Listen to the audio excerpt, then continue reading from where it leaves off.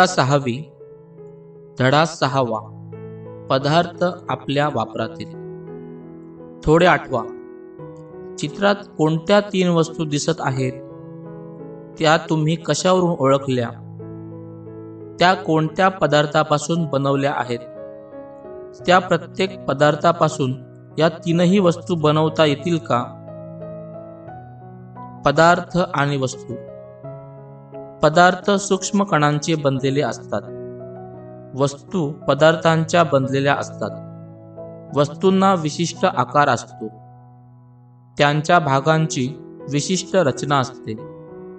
त्यांवरून आपण विविध वस्तू ओळखतो. टेबल, खुर्च्या, कपाट बनवण्यासाठी आपण लाकूड, प्लास्टिक, पोलाद वापरतो. त्या वस्तू बनवण्यासाठी लागणारा मजबूतपणा या पदार्थांमध्ये असतो. तसेच या पदार्थांना हवा तसा आकार देता येतो. म्हणजे पदार्थांचे गुणधर्म पाहून वस्तू बनवण्यासाठी आपण त्यांचा वापर करतो. एकाच पदार्थांपासून अनेक वस्तू तयार केल्या जातात. याची काही उदाहरणे आपण पाहूया. कापूस, कापड, धागे, साडी, रुमाल, रजई, गादी, उशी इत्यादी. लोखंड, बांधकामाची सळई, तवा, मोटार गाड्यांचे विविध भाग, विजेचे खांब, टेबल, कपाट इत्यादी. ॲल्युमिनियम, स्वयंपाकघरातील भांडी, वीजवाहक तारा इत्यादी. पदार्थांच्या गुणधर्मांचा अभ्यास करून आपल्याला उपयोगानुसार योग्य असे पदार्थ निवडता येतात. आपल्या वापरातील पदार्थांचे वर्गीकरण प्रामुख्याने नैसर्गिक व मानवनिर्मित पदार्थ असे करतात. करून पहा. तुमच्या घरातील वेगवेगळ्या वस्तूंची यादी करा व त्या वस्तू कोणत्या पदार्थांपासून तयार झाल्या आहेत ते नोंदवा. वर्गीकरण करा. पदार्थांच्या उपयोगानुसार वर्गीकरण करा. पदार्थ: वाळू, साबण, लोकर, खिडक्यांच्या काचा, बांबू, कापूस, विटा, रेशीम, पालेभाज्या, सिमेंट, फळे, पाणी, साखर. जरा डोके चालवा. पदार्थ वेगवेगळे पण वस्तू मात्र एकच. अशी वेगवेगळ्या वस्तूंची उदाहरणे सांगा. सांगा पाहू. चामडे, ताग, लोकर, कापूस व पाणी, माती, धातू.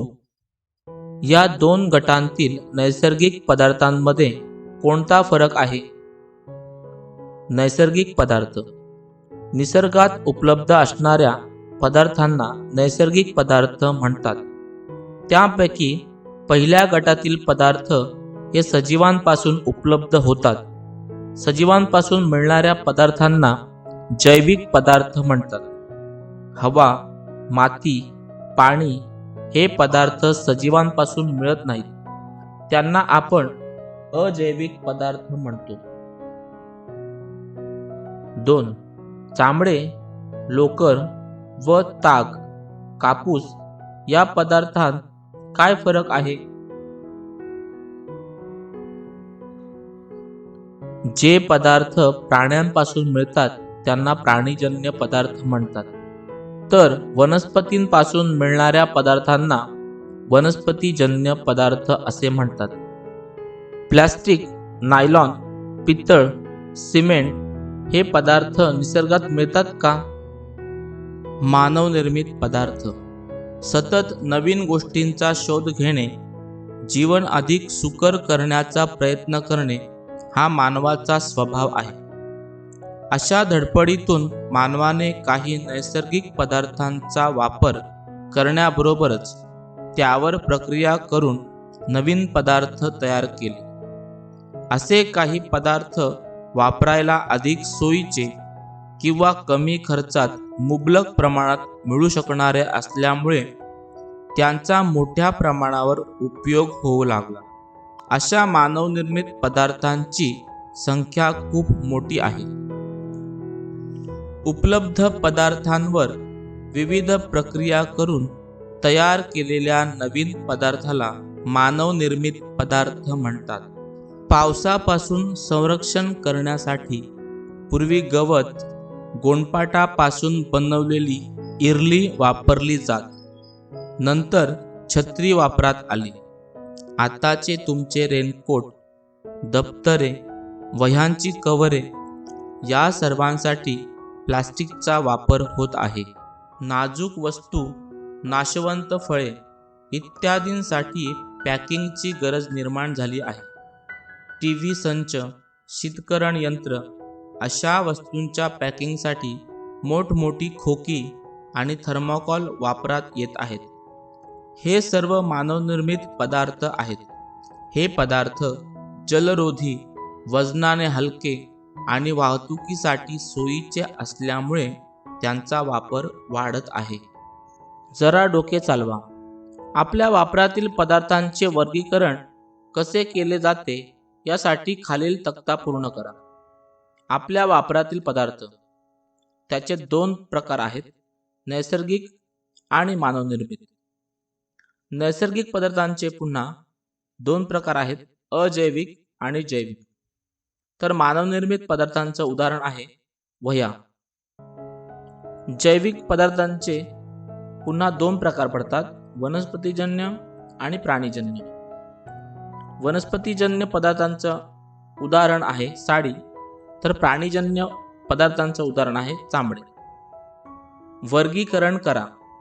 घरातील वेगवेगळ्या पदार्थांतून नैसर्गिक व मानवनिर्मित असे पदार्थांचे गट करा. मानवनिर्मित पदार्थांची उदाहरणे. वापरायचे क्षेत्र, बांधकाम. पूर्वीचे नैसर्गिक पदार्थ बांबू, दगड, माती, लाकूड, नारळाच्या झावळ्या, चुना. आत्ताचे मानवनिर्मित पदार्थ विटा, सिमेंट, कॉन्क्रीट, गॅल्वनाइज्ड पत्रे, मातीची कौले, प्लास्टिक किंवा ॲस्बेस्टॉसचे पत्रे. वापराचे क्षेत्र, लेखन साहित्य. पूर्वीचे नैसर्गिक पदार्थ झाडांच्या साली, भुर्जपत्रे, झाडांची पाने, वनस्पतींच्या टणक खोडांपासून लेखण्या, धूळपाट्या, दगडी पाट्या, गुहांमधील दगडी भिंती, माती व वनस्पतींचे नैसर्गिक रंग. आत्ताचे मानवनिर्मित पदार्थ प्लास्टिक, धातू यांपासून बनवलेले पेन, पेन्सिली, कागद, वह्या इत्यादी. वापराचे क्षेत्र, धागे. पूर्वीचे नैसर्गिक पदार्थ कापूस, रेशीम, लोकर. आत्ताचे मानवनिर्मित पदार्थ नायलॉन, रेयॉन.